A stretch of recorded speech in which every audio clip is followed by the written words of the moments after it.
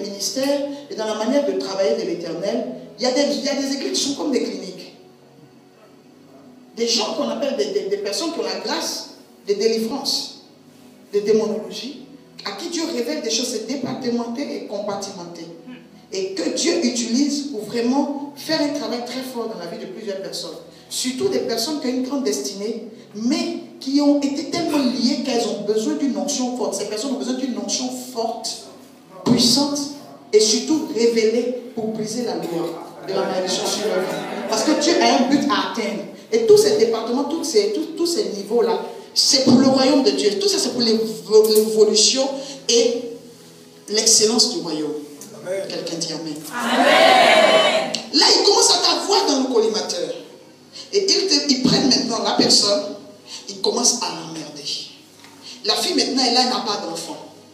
Elle est là, elle n'a pas d'enfant. Mais malgré ça, elle gère son mariage. Arrivé un moment, ils peuvent se lever et puis orienter le cœur du monsieur si ce n'est pas bien assis, s'il n'est pas dans la foi, ou si sa foi n'est pas approfondie, si lui-même il a des problèmes comportementaux, parce que ton problème comportemental peut être utilisé par l'ennemi. C'est une faille, c'est une porte.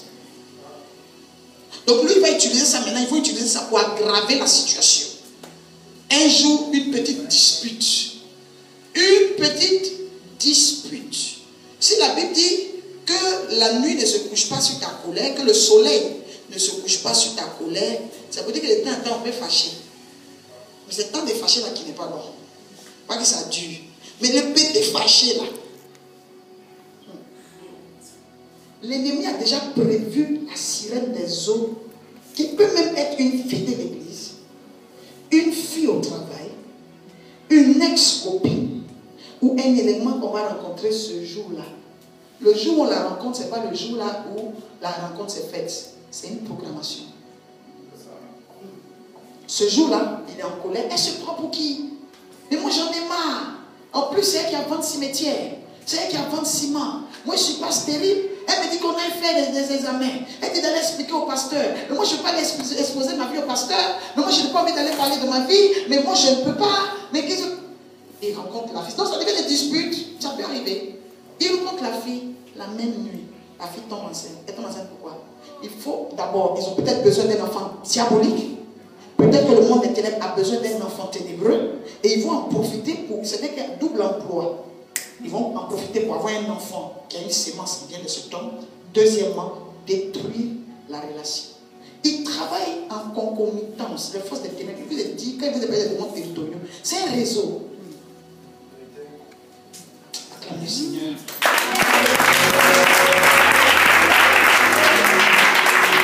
Alléluia. Que l'Éternel fasse du bien et délivre une personne aujourd'hui. Seul tu ne pourras pas, mais avec Jésus tu feras des exploits. Et la fille se retrouve là comme ça encore, avec une autre fille qui commence à faire un bébé dans son dos. Sa vie est perturbée comme ça. Maintenant, ça va devenir des conflits. Elle est frustrée. Et ensuite, on va régler maintenant le problème d'un autre enfant dehors. Il faut acheter les couches, il faut envoyer le lait, l'enfant fait encore chaud, l'enfant fait ceci, fait cela. Et à un moment, un matin, ils se séparent. Ok, nous sommes à l'école du Saint-Esprit, nous sommes à l'école surnaturelle, où nous sommes en train d'apprendre les ruses du diable. Léontine, Grâce et Victoire. Les trois sont du même père et de la même mère. Les trois ont vécu des histoires différentes, mais le même impact. Elles sont là, célibataires. Elles ne sont pas mariées. Parce qu'il y a un embargo qui les a liées. Il y a des personnes, nous avons eu des parents, des oncles, des tantes, concernant l'embargo spirituel, qui ont, avant même la naissance des pères, avant la naissance, qui ont peut-être souffert tellement dans leur vie, qui ont tellement souffert, qui ont dit que eux, quand ils vont grandir, ils ne vont pas souffrir. Ils peuvent rencontrer un ami, entre-temps, aucun enfant n'est né. Ils rencontrent un ami qui leur dit non. Il voit le gars qui a sa voiture, qui a ses biens, qui a ses maisons. Il dit, ah vraiment, tu travailles là même en contact avec tes amis. Moi j'ai des diplômes, j'ai tout. Le gars il dit, oh, moi je te mets dans un réseau. Il va commencer à lui prêter de l'argent, il commence à lui donner de l'argent, l'embargo spirituel, satanique, c'est grave. Il peut provoquer une maladie dans la maison pour te pousser à rencontrer un agent du diable. Il peut provoquer un mal. C'est pour ça que nous, quand un mal se lève quelque part, nous prions toujours pour avoir l'orientation de Dieu. Ça ne veut pas dire aussi que les gens sont malades, il faut les garder à la maison, puis ils vont mourir, et puis on va dire que les chrétiens ont pris les gens pour aller faire sacrifice.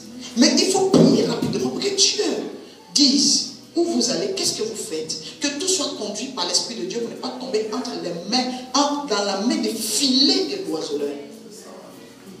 Le piège de l'ennemi.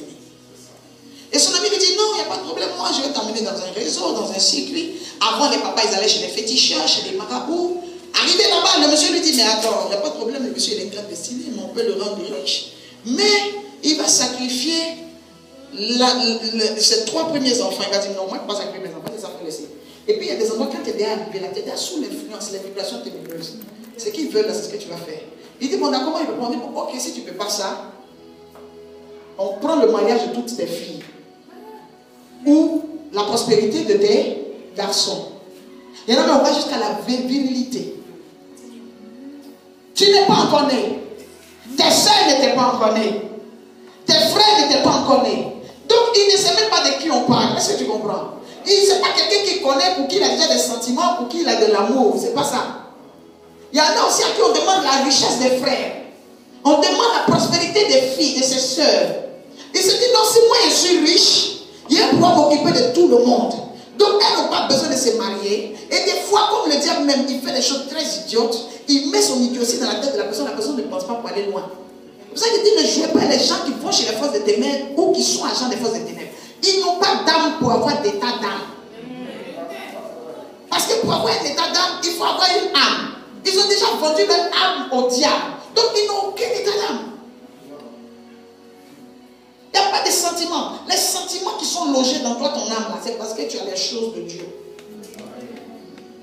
Ce sont des fruits de l'esprit. Si vous voyez la Bible a parlé des fruits de l'esprit et la Bible a mis l'amour, c'est parce que l'amour est un fruit de l'esprit de Dieu. Mais dans le code de la route des démons et des esprits, l'amour n'est pas un fruit de l'esprit. La haine, l'avidité, l'orgueil, l'envie, la jalousie, ça ce sont des fruits de code de la route des forces des ténèbres. Dieu vous a déclaré les fruits de son esprit. C'était pour mettre la différence, pour que vous puissiez savoir que tout autre fruit en dehors de cela vient de notre monde. Donc si ton parent, ton fils, ton père, ta mère, tes frères, tes soeurs sont des sorciers, la journée, la nuit c'est un autre état, c'est un autre monde. Le corps qu'ils ont, que tu peux frapper parce que c'est ta petite soeur, ce corps-là reste là la journée, la personne peut être panthère la nuit, tigre la nuit, peut être, je ne sais pas. Donc ce n'est pas la même personne. L'enveloppe que tu vois n'a rien à voir. Et la personne peut livrer comme ça la famille, livrer les filles, livrer. Donc pendant que la personne, le père maintenant il est riche, il est très riche, hein? Il paye les études de ses soeurs, il paye les études de ses frères, il paye les études de tout ça. Il est conscient qu'ils n'évolueront pas. Il est conscient. Il paye des bourses. On met la bouche sur toi. Mais ils savent. Un père ne peut pas faire 7 enfants de mères différentes, 10 enfants de mères différentes, et que les enfants subissent la même chose. C'est que c'est lui qui est le dénominateur commun de ces problèmes. Parce qu'ils ne sont pas de la même mère. Pour dire qu'ils doivent vivre des choses différentes. Mais tous vivent la même chose, alors que c'est toi qui es leur père, ou c'est toi qui es leur mère. Donc on doit retourner à la jeunesse pour savoir pourquoi est-ce que tout se rassemble vers toi. Donc à partir de toi, qu'est-ce qu'il y a, qu'est-ce qui ne va pas?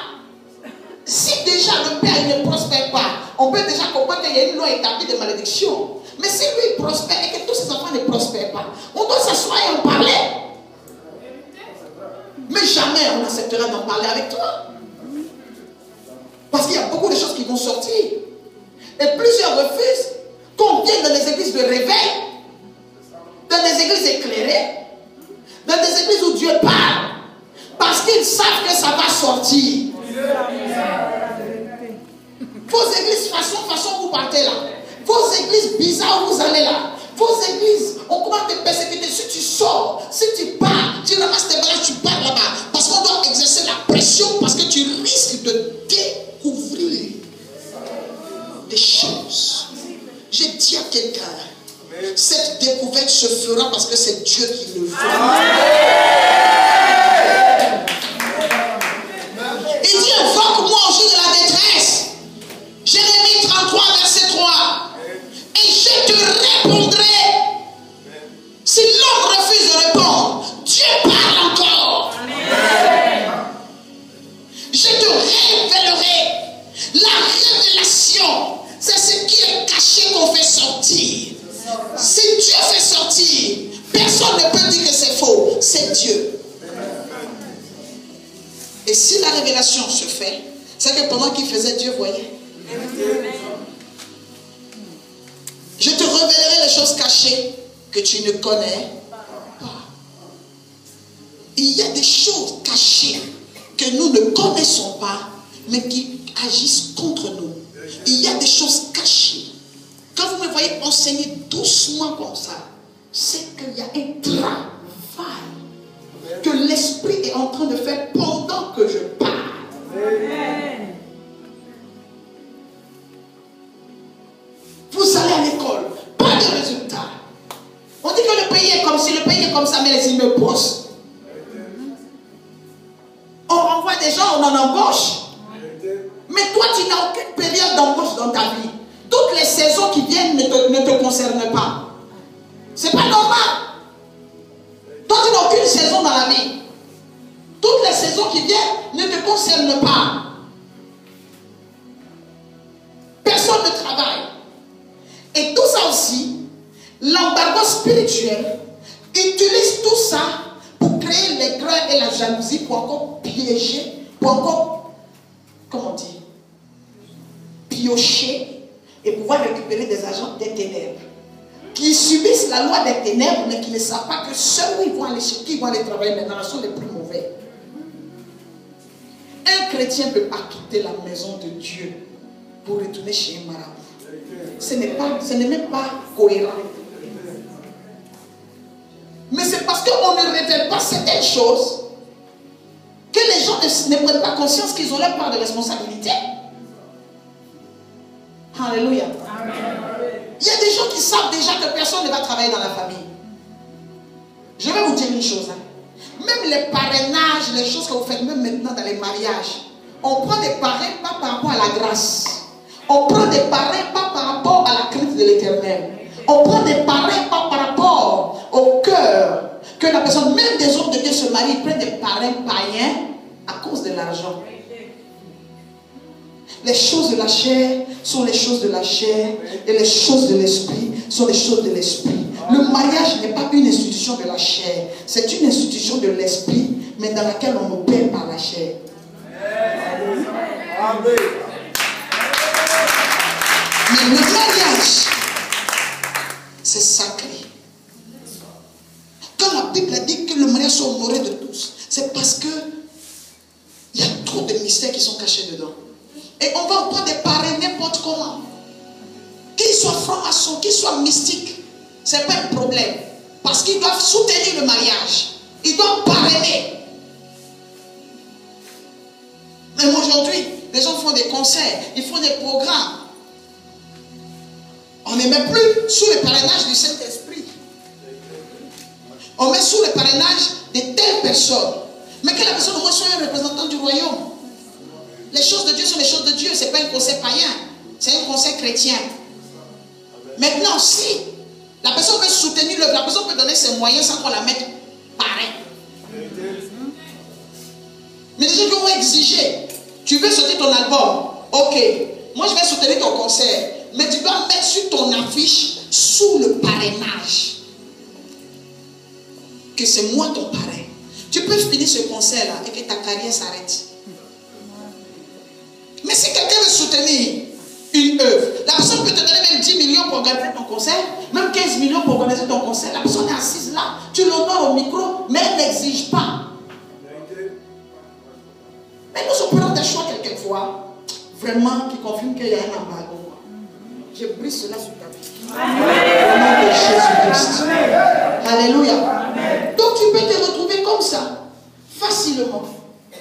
Dans une situation où tu ne peux pas travailler. Tu ne peux rien faire. Tu déposes un diplôme, les gens parlent sur toi. Les gens parlent. Et vous savez, il n'y a rien qui fait plus mal que quand la personne qui est à la base de ça est la personne qui finance même les études. Même quand on te dira que c'est la personne, tu ne croiras pas. Il y a des lois aussi d'embargo où on dit à celui qui va tisser le deal, l'alliance ténébreuse, arrange-toi à ce que chaque année, la mère des enfants que tu as utilisés pour faire ton médicament, ton fétiche, ou tes frères ou tes enfants, arrange-toi à ce qu'ils bénéficient de telles choses.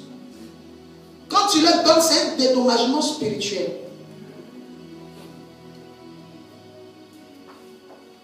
Il y a des personnes, quand tu vas arrêter de manger leur argent, tu vas voir que leurs affaires vont tomber. Je sais de quoi je parle. J'ai dit, je sais de quoi je parle. Il y a des personnes, des parents, même s'ils sont milliardaires, les petits argent qu'on te donne et puis on t'insulte dessus là, c'est ce qui te revient même, que ton argent, ils sont en train de te donner comme ça en net. Arrivé un moment, la fois que tu ne prends plus, tu vas voir si Dieu ne va pas pouvoir. Amen. Et c'est quand tu vas décider de ne plus prendre, tu vas commencer à vivre des attaques, tu vas commencer à vivre des combats. Les gens vont te dire que on dirait c'est parce que tu as laissé là-bas que tu es en train de souffrir. Si tu tiens bon, tu ne mourras pas. Regardez, ça tue pas. Attaque là, ça tue pas.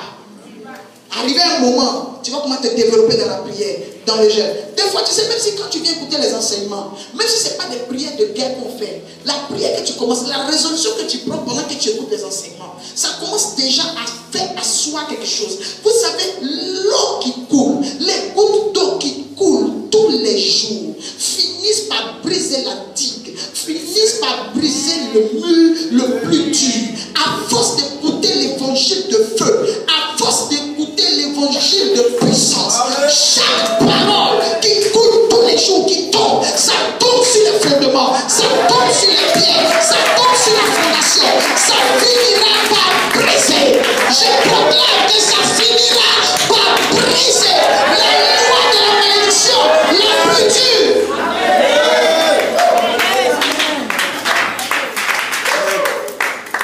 C'est une saison des héros.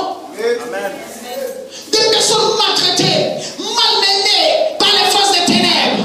Alors que ces personnes-là ont un appel dans leur destinée prophétique. C'est impacter, changer la position des choses, changer l'ordre des choses, changer l'aspect des choses. Je dis à quelqu'un, si tu écoutes ce message, si tu écoutes ces enseignements, c'est qu'il y a quelque chose que l'Éternel veut faire.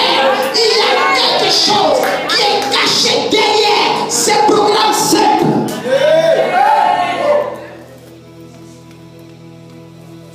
Ça ira. Dis à ton voisin, maman Fabien dit que ça ira. Dis à ton voisin, ça va déjà. Dis ça va déjà. Dis ça va déjà. Dis à ton voisin, ça va déjà. Au nom de Jésus. Quelqu'un dit, je suis un héros.